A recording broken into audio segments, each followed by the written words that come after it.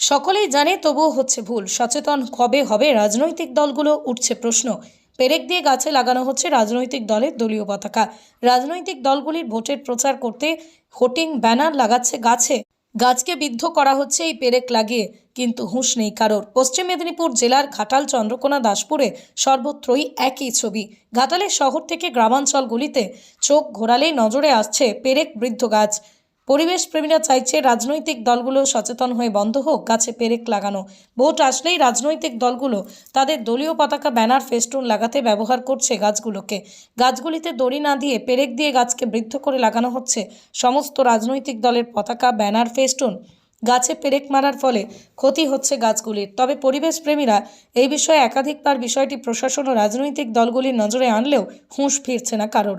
তবে এই বিষয়ে ঘাটালের বাম, বিজেপি, তৃণমূল রাজনৈতিক দলের প্রার্থীদের জিজ্ঞাসা করা হলে তাদের কথাতে তারা সচেতন বলেই বার্তা দিলেও দেদার চলছে গাছে পেরেক মারা। এখন দেখার কবে বন্ধ হয় রাজনৈতিক দলের নেতাদের এই কাজ।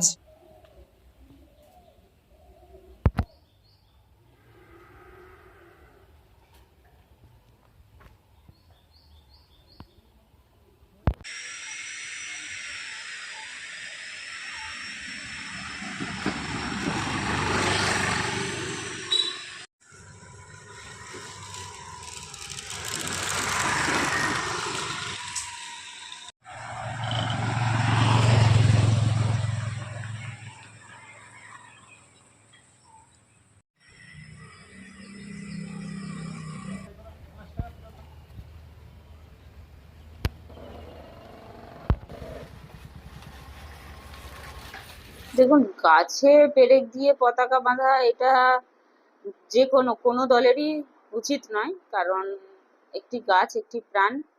আমরা সব সময় চাইছি যে মানুষকে বেশি বেশি করে, আমরা বিশ্ব উষ্ণায়নের দিকে চলে যাচ্ছি, তার জন্য চাইছি যাতে মানুষ বেশি করে গাছপালা লাগায়। তো সেক্ষেত্রে এই যে বিভিন্ন জায়গায় দেখা যাচ্ছে যে গাছে পতাকা বাঁধা হচ্ছে, তো এগুলো একদমই ঠিক নয়। আমি আমার দলেরও যদি কেউ করে থাকে তাদেরকেও নিষেধ করব, বারণ করব যে পতাকা কেউ যেন না গাছে বাঁধে। যদিও পতাকা গাছে বাঁধতে হয় তাহলে যেন দড়ি দিয়ে বাঁধে। তো এটা কোনো দলেরই উচিত নয় যে গাছে পতাকা বাঁধা। দেখুন, পেরেক দিয়ে মারাটা শোভনীয় নয়, কারণ গাছেরও তো জীবন রয়েছে। তো সে জায়গায় আমরা সর্বদলকেই বলবো যে এই ধরনের যেন আচরণ না হয়। পতাকা পতাকা লাগানোর মতো পরিস্থিতি তৈরি করে কোনো পেরেক দিয়ে না করাই ভালো। তো এটা এটা আমার ব্যক্তিগত মত, অন্য দলের নেতারা নাও মানতে পারে। তো আমি সমস্ত দলের আমাদের দলের ছেলেদেরকেও আমরা বলেছি যে গাছে কোনোদিন পেরেক দিয়ে মারাটা উচিত নয়, এটা পেরেক দেবে না, কারণ গাছেরও তো জীবন রয়েছে। তো সেটা বাস্তব বুঝতে হবে, বোঝাতে হবে। কারণ গাছ না থাকলে আমরা অক্সিজেন পাবো না, সেজন্য গাছেরও যত্ন নেওয়া দরকার আছে।